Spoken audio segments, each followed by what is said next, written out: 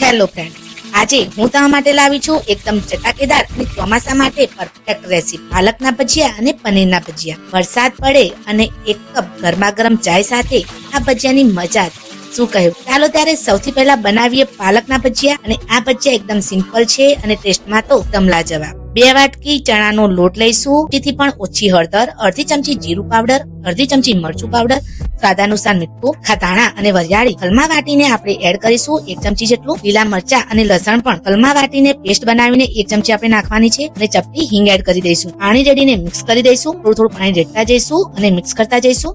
હવે આપણે એડ કરીશું ફાઇનલી ચોપ્ડ પાલક. મિક્સ કરી દઈશું.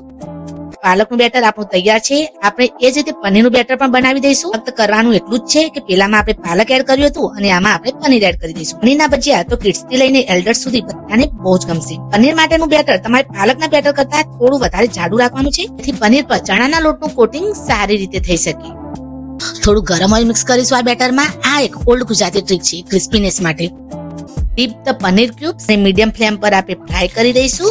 કઈ ભજીયા બનાવ્યા છે એમાં કોઈ પણ જાતનો ઈનો કે સોડા નથી વાપર્યો. ફક્ત બેટર રેડી કર્યા પછી આ બેટરને 30 મિનિટ સુધી મૂકી રાખ્યું છે. એનાથી કોઈ પણ સોડા કે ઈનોની જરૂર નથી પડતી. બીજી ટિપ્સ કે તમે ભજીયા ફ્રાય કરતા પહેલા બેટરનું ટીપું તમારે તેલમાં પાડીને ચેક કરવાનું છે. જેવું એ ફ્લોટ થાય, બબલ આવે ત્યારે ઓઇલ રેડી છે.